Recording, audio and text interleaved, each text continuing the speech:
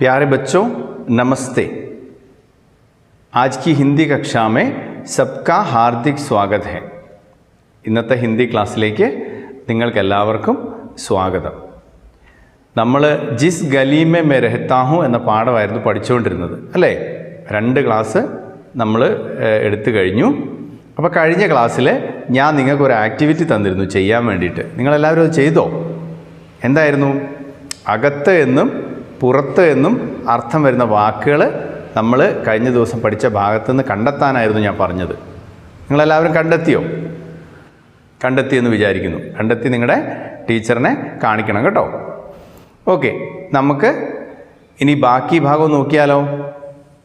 ശരി, അപ്പോൾ എല്ലാവരും പുസ്തകം എടുത്ത് നോക്കിയേ. മേരി പെഹച്ചാൻ കാ ഏക് ഭിസ്തി ഥാ ചിരാഗ് അലി. മേരി പെഹച്ചാൻ കാ ഏക് ഭിസ്തി, എനിക്ക് പരിചയമുള്ള ഒരു ഭിസ്തി ഉണ്ടായിരുന്നു. ഭിസ്തി എന്ന് പറഞ്ഞാൽ വെള്ളം കോരിക്കൊണ്ട് പോകുന്ന ആളാണ്. വെള്ളം കോരുന്ന പണി തൊഴിലായിട്ട് ചെയ്യുന്ന ആളെയാണ് നമ്മൾ എന്ത് പറയുന്നത്? ഭിസ്തി. ഉസ്കാ നാം ക്യാ ഥാ? അയാളുടെ പേരെന്തായിരുന്നു? ചിരാഗ് അലി. അപ്പോൾ നമ്മുടെ മിർസ ഗാലിബിന് പരിചയമുള്ള ഒരു വെള്ളം കോരിക്കൊണ്ട് പോകുന്ന മനുഷ്യനുണ്ടായിരുന്നു. അയാളുടെ പേരെന്തായിരുന്നു? ചിരാഗ് അലി. ബേഹദ് സീതാ ആദ്മി. ബേഹദ് സീതാ ആദ്മി എന്ന് പറഞ്ഞാൽ വളരെ നല്ല ഒരു മനുഷ്യൻ. रोज सुबह शाम नहर का पानी अपनी मशक में भरता और अल्लाह के गुण गाता हुआ सड़कों को सींचा करता.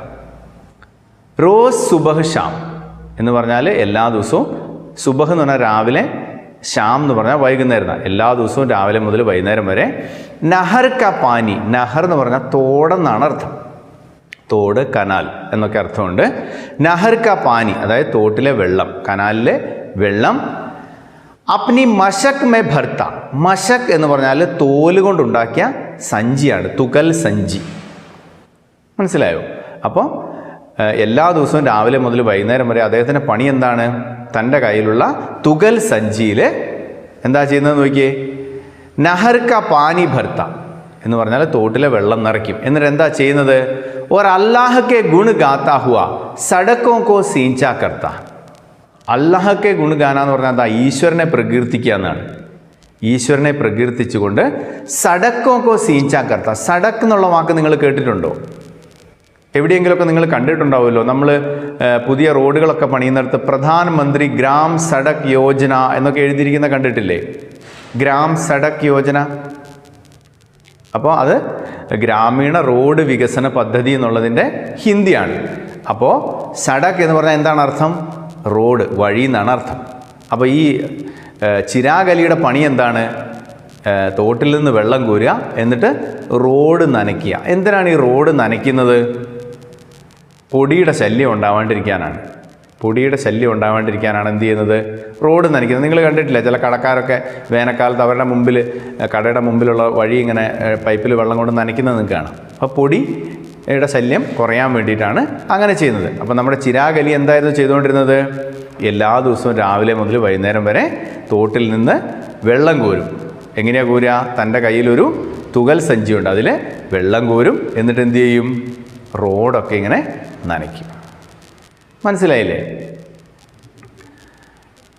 खाने के लिए जो भी रूखी सूखी मिल जाती उसी को गले के नीचे उतार अपने में मग्न रहता.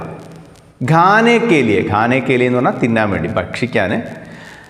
ജോ ബി റൂഖി സൂഖി മിൽ ജാത്തി. റൂഖ സൂഖ എന്ന് പറഞ്ഞാൽ അർത്ഥം ശരിക്കും പറഞ്ഞാൽ അതിൻ്റെ വാക്കുകളുടെ അർത്ഥം ഉണങ്ങിയ എന്നൊക്കെയാണ്. ഡ്രൈ ആയിട്ടുള്ള സാധനങ്ങൾ എന്ന് പറഞ്ഞാൽ ഭക്ഷിക്കാൻ എന്തെങ്കിലും കിട്ടിയാൽ മതി. അയാൾക്ക് ഇങ്ങനെ പഥ്യമൊന്നുമില്ല, എന്തെങ്കിലും ഭക്ഷിക്കാൻ കിട്ടുന്നത് എന്ത് ചെയ്യും?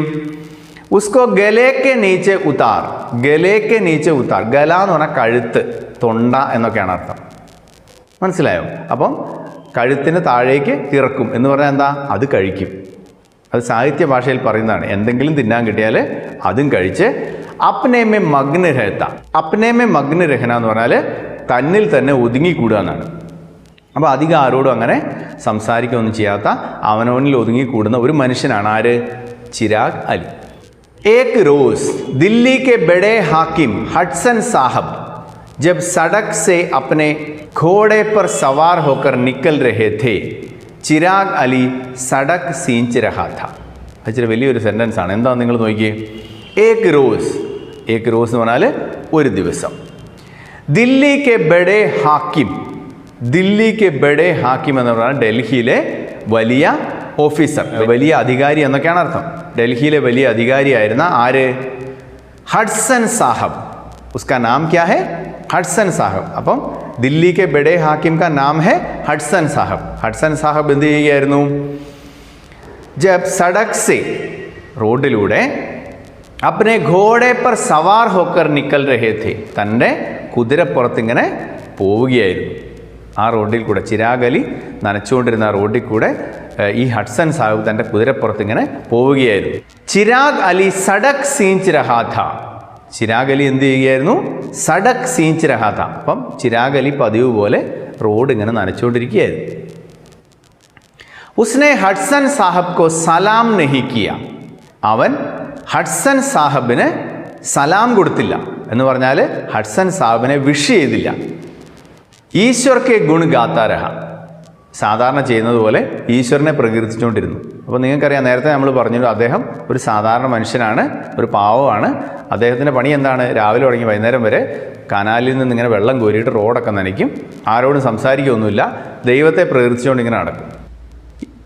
हडसन साहब को जो गुस्सा आया, उन्होंने अपनी तलवार से अभागे चिराग अली का पेट चीर डाला और उसकी लाश दिल्ली दरवाजे पर टांक दी. അപ്പോൾ ഈ ചിരാഗ് അലി അദ്ദേഹത്തെ സല്യൂട്ട് ചെയ്തില്ല. അതുകൊണ്ട് എന്ത് സംഭവിച്ചു? ഹഡ്സൺ സാഹബ് കോ ജോ ഗുസ്സ ആയ, ഹഡ്സൺ സാഹബിന് ദേഷ്യം വന്നു. ദേഷ്യം വന്നപ്പോൾ അദ്ദേഹം എന്താ ചെയ്തത് നോക്കിയേ. ഉനോനെ അപ്നി തൽവാർ സേ, അദ്ദേഹം തൻ്റെ വാള് കൊണ്ട്, തൽവാർ എന്ന് പറഞ്ഞാൽ എന്താണ് അർത്ഥം? വാളെന്നാണ് അർത്ഥം. അദ്ദേഹം തൻ്റെ വാള് കൊണ്ട് അഭാഗെ ചിരാഗ് അലി കാ പേട്ട് ചീർ ഡാല, പാവം ആ ചിരാഗ് അലിയുടെ പേട്ട് എന്ന് പറഞ്ഞാൽ വയറെന്നാണ് അർത്ഥം. Wire, stomach. പേട്ട് ചീർ ഡാല, തൻ്റെ വാള് കൊണ്ട് ആ ചിരാഗ് അലിയുടെ വയറ് കുത്തിക്കീറി. എന്നിട്ടോ और उसकी लाश दिल्ली दरवाजे पर टांक दी. എന്നിട്ട് അയാളുടെ ശവശരീരം ദില്ലി ദർവാസ എന്ന് പറഞ്ഞാൽ ഡൽഹിയിലെ ഗേറ്റ്, ആ പട്ടണത്തിൻ്റെ വാതിൽക്കൽ എന്ത് ചെയ്തു? കെട്ടിത്തൂക്കിയിട്ടു. ടാങ്കിന എന്ന് പറഞ്ഞാൽ കെട്ടിത്തൂക്കുക എന്നാണ്. അപ്പോൾ ഈ പാവം ചിരാഗ് അലി തന്നെ സല്യൂട്ട് ചെയ്തില്ല, അല്ലെങ്കിൽ സലാം പറഞ്ഞില്ല എന്നുള്ള ഒരു കുറ്റത്തിന് അയാളെ കൊന്ന് അയാളുടെ ശവശരീരം ഡൽഹി പട്ടണത്തിൻ്റെ വാതിൽക്കൽ എന്ത് ചെയ്തു? കെട്ടിത്തൂക്കിയിട്ടു. ഇനി ഹഡ്സൺ സാഹബ് ने बादशाह बहादुर शाह सफ़र के दोनों बेटों शहजादा फसल और मिर्ज़ा अबू बकर का भी खून कर उनके सिर दिल्ली दरवाजे पर लटका दिए थे. ഇനി ഹഡ്സൺ സാഹബിനെ, ഈ ഹഡ്സൺ സാഹബ് തന്നെയാണ്, അയാൾ വേറൊരു പണിയും കൂടി ചെയ്തിരുന്നത്. എന്താണെന്ന് നോക്കിയേ. ബാദ്ഷാ ബഹദൂർ ഷാ സഫർക്ക്, ചക്രവർത്തിയായിരുന്ന ബഹദൂർ ഷാ സഫർ ചക്രവർത്തിയുടെ ദോനോ ബേട്ടോ, രണ്ട് മക്കളുടെയും, ആരൊക്കെയായിരുന്നത്? ഷഹസാദ ഫസൽ, രാജകുമാരൻ ഫസലിൻ്റെയും മിർസ അബൂബക്കർ ക. അപ്പം ഫസൽ എന്നും മിർസ അബൂബക്കർ എന്നും പേരുള്ള രണ്ട് രാജകുമാരന്മാരുണ്ടായിരുന്നു ഈ ചക്രവർത്തിക്ക്. അവരെ രണ്ടുപേരെയും എന്താ ചെയ്തതെന്ന് നോക്കിയേ. ഉൻക ഖൂൻ കർ, അവരെ കൊന്നിട്ട്, ഉൻകെ സിർ, അവരുടെ തല വെട്ടിയെടുത്ത്, ദില്ലി ദർവാസെ പർ ലട്കാ ദിയേ ഥേ, ഈ ഡൽഹി പട്ടണത്തിൻ്റെ വാതിൽക്കൽ കെട്ടിത്തൂക്കിയിട്ടിരുന്നു. അപ്പോൾ നിങ്ങൾ നോക്കിയേ, അയാളൊരു ഭയങ്കര ക്രൂരനായ ഓഫീസറായിരുന്നു അല്ലേ. ഇപ്പം പാവം ചിരാഗ് അലി, നിരപരാധിയായ ചിരാഗ് അലിയെ കൊന്നു. ഇതേ ഹഡ്സൺ തന്നെയാണ് ബഹദൂർ ഷാ സഫറിൻ്റെ രണ്ട് മക്കളെയും കൊന്നിട്ട് അവരുടെ തല പട്ടണത്തിൻ്റെ വാതിൽക്കൽ കെട്ടിത്തൂക്കിയിട്ടു. हडसन साहब को हिंदुस्तानियों का खून करने में बड़ा मज़ा आता था. ഈ ഹഡ്സൺ സാഹബിന് ഹിന്ദുസ്ഥാനിയോ കാ ഖൂൻ കർണമേ, ഹിന്ദുസ്ഥാനി എന്ന് പറഞ്ഞാൽ എന്താ അർത്ഥം? ഇന്ത്യക്കാരൻ എന്നാണ്. അപ്പോൾ ഹിന്ദുസ്ഥാനിയോ കാ ഖൂൻ കർണമേ, ഇന്ത്യക്കാരെ കൊല്ലുന്നതിന്, ഖൂൻ കർണ എന്ന് പറഞ്ഞാൽ കൊല്ലുക എന്നാണ്. ഇന്ത്യക്കാരെ കൊല്ലുന്നതിൽ ബഡാ മസാ ആത്താ ഥ, എന്തോ ഒരു രസം തോന്നുമായിരുന്നു. അപ്പോൾ ഇന്ത്യക്കാരെ ഇങ്ങനെ, നിരപരാധികളായ മനുഷ്യരെ ഇങ്ങനെ കൊല്ലുന്നത് കണ്ടാൽ തോന്നും ഈ ഇന്ത്യക്കാരെ കൊല്ലുന്നതിൽ ഈ ഹഡ്സൺ സാഹിബിന് എന്തോ ഒരു രസം തോന്നുന്നുണ്ടോ എന്ന്. അപ്പോൾ ഈ പാരഗ്രാഫ് മനസ്സിലായില്ലേ? ഇതിനകത്ത് ചിരാഗ് അലി എന്ന വെള്ളം കോരിക്കൊണ്ട് പോകുന്ന ആളെ പറ്റിയാണ് പറഞ്ഞിരിക്കുന്നത്. അപ്പോൾ അയാളെ ഡൽഹിയിലെ വലിയ ഓഫീസറായിരുന്ന ഹഡ്സൺ കൊന്ന് അയാളുടെ ശവം അവിടെ കെട്ടിത്തൂക്കിയ കാര്യമാണ് പറയുന്നത്. അപ്പോൾ നിങ്ങൾ നോക്കണം, ആ സ്വാതന്ത്ര്യ സമരത്തിൻ്റെ കാലത്ത് ഡൽഹിയിൽ താമസിച്ചിരുന്ന നിരപരാധികളായ ആളുകൾ എന്തെല്ലാം കൊടിയ പീഡനങ്ങളിലൂടെയാണ് കടന്നുപോയത് എന്ന്. സ്വാതന്ത്ര്യദിനം ആഘോഷിക്കുമ്പോൾ നമ്മളിതൊക്കെ ഒന്ന് ഓർക്കുന്നത് നല്ലതാണ്, അല്ലേ? നമ്മുടെ പൂർവികന്മാർ ഈ സ്വാതന്ത്ര്യം നമുക്ക് നേടിത്തരാൻ വേണ്ടി എന്തുമാത്രം കഷ്ടപ്പെട്ടു, എന്തുമാത്രം പീഡനങ്ങൾ അനുഭവിച്ചു എന്നുള്ളതൊക്കെ നമുക്ക് ഇങ്ങനെയുള്ള ഡയറികളിലൂടെയും അന്നത്തെ ലേഖനങ്ങളിലൂടെയൊക്കെയാണ് മനസ്സിലാകുന്നത്. ഓക്കെ, ഇനി നമുക്ക് അടുത്ത ഒരു പാരഗ്രാഫും കൂടി നോക്കാം. എല്ലാവരും നോക്കിയേ. മേരെ പടോസ് മേ എക് ഗരീബ് ഔരത് മെഹറുന്നീസ രഹത്തി ഹെ. മേരെ പടോസ് മേ, എൻ്റെ അയൽപക്കത്ത്. പടോസ് എന്ന് പറഞ്ഞാൽ എന്താ അർത്ഥം? അയൽപക്കം എന്നാണ്. പടോസി എന്ന വാക്ക് നിങ്ങൾ കേട്ടിട്ടുണ്ടോ? പടോസി എന്ന് പറഞ്ഞാൽ അയൽപക്കക്കാരൻ എന്നാണ് അർത്ഥം. പടോസ് എന്ന് പറഞ്ഞാൽ അയൽപക്കം. അപ്പോൾ മിർസ ഗാലിബിൻ്റെ അയൽപക്കത്ത് ഏക്ക് ഗരീബ് ഔരത്ത്, ഒരു പാവപ്പെട്ട സ്ത്രീ. ഔരത്ത് എന്ന് പറഞ്ഞാൽ സ്ത്രീ എന്നാണ് അർത്ഥം. ഗരീബ് എന്ന് പറഞ്ഞാൽ പാവപ്പെട്ട. ഉസ്കാ നാം ക്യാ ഹെ? ആ സ്ത്രീയുടെ പേരെന്താണ്? മെഹറുന്നീസ. അപ്പോൾ നമ്മുടെ മിർസ ഗാലിബിൻ്റെ അയൽപക്കത്ത് ഒരു ദരിദ്രയായ സ്ത്രീ, മെഹറുന്നീസ എന്നു പേരുള്ള ഒരു ദരിദ്രയായ സ്ത്രീ താമസിക്കുന്നുണ്ട്.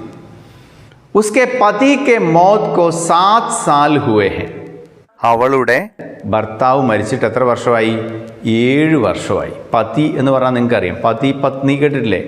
പതി ഭർത്താവ്, പത്നി ഭാര്യ. മൗത്ത് എന്ന് പറഞ്ഞാൽ മരണം. അപ്പോൾ ഭർത്താവിൻ്റെ മരണം കഴിഞ്ഞിട്ട് എത്ര വർഷമായി? 7 സാൽ. 7 നിങ്ങൾക്കറിയാലോ, 7. സാൽ എന്ന് പറഞ്ഞാൽ വർഷം. അപ്പം ഈ മെഹറുന്നീസയുടെ ഭർത്താവ് മരിച്ചിട്ട് എത്ര വർഷമായി? 7 വർഷമായി. അക്കേലി ഔരത്ത്. അക്കേലി ഔരത്ത് എന്ന് പറഞ്ഞാൽ ഒറ്റയ്ക്ക് താമസിക്കുന്ന സ്ത്രീ. ഭർത്താവ് മരിച്ചതുകൊണ്ടാണ് അങ്ങനെ അക്കേലി ഔരത്ത് എന്ന് പറയുന്നത്. ദൂസരോ കെ ഘർ മേ ഝാഡു ലഗാക്കർ കിസി തരഹ് സെ അപ്നി ഗുസർ ബസർ കർത്തി ഹെ. ദൂസരോ കെ ഘർ മേ, മറ്റുള്ളവരുടെ വീട്ടിൽ ഝാഡു ലഗാക്കർ. ഝാഡു ലഗാന എന്ന് പറഞ്ഞാൽ അടിച്ചു വാരുക എന്നാണ്. ഝാഡു എന്ന് പറഞ്ഞാൽ ചൂലാണ്. ഝാഡു ലഗാന എന്ന് പറഞ്ഞാൽ അടിച്ചു വാരുക. അപ്പോൾ മറ്റുള്ളവരുടെ വീട് അടിച്ചു വാരലാണ് ഇവരുടെ തൊഴിൽ.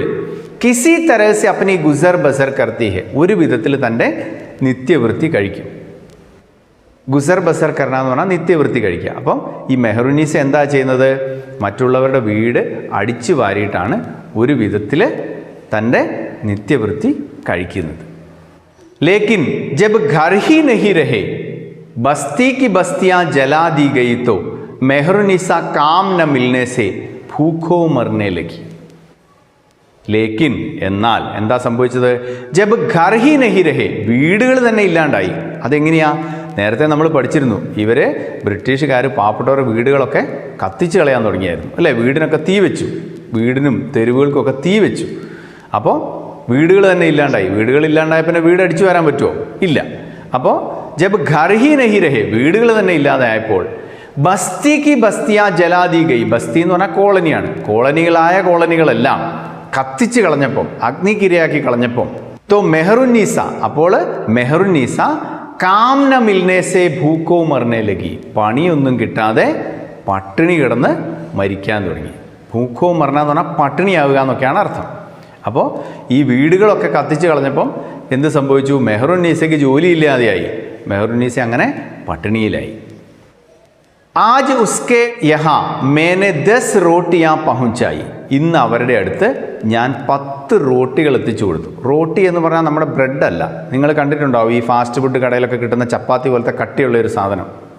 നല്ല കനമുണ്ട് അതിന്, നല്ല കട്ടിയുള്ളൊരു സാധനമാണ്. ചപ്പാത്തി പോലെ ഇരിക്കുന്ന ഒരു സാധനം, അതിനാണ് റോട്ടി എന്ന് പറയുന്നത്. അപ്പോൾ മിർസ ഗാലിബ് എന്താ ചെയ്തത്? ഇന്ന് ഞാൻ അവളുടെ അടുത്ത് 10 റോട്ടി എത്തിച്ചു കൊടുത്തു. ദൂസരി ജോ 10 റോട്ടിയാ ബച്ചി, ബാക്കി ഉണ്ടായിരുന്ന 10 റോട്ടികൾ, പിന്നീട് അവശേഷിച്ചിരുന്ന എത്ര റോട്ടിയാണ്? 10 എണ്ണം. അപ്പോൾ ആകെ 20 എണ്ണം ഉണ്ടായിരുന്നു. അതിൽ 10 എണ്ണം എവിടെ കൊടുത്തു? മെഹറുന്നീസയുടെ വീട്ടിൽ കൊണ്ട് കൊടുത്തു. ബാക്കി 10 എണ്ണം ബാക്കി ഉണ്ടായിരുന്നില്ല. ബച്ചന എന്ന് പറഞ്ഞാൽ അവശേഷിക്കാന്നാണ്. ബാക്കി ജോ 10 റോട്ടിയാ ബച്ചി ഉസ്സെ മേരെ ദോനോ ബേട്ടോ, അതുകൊണ്ട് എൻ്റെ 2 കുട്ടികളുടെയും ഓർ നൗക്കറോ കാ കാം ചല, അതുപോലെ തന്നെ വേലക്കാരുടെയും കാര്യം നടന്നു.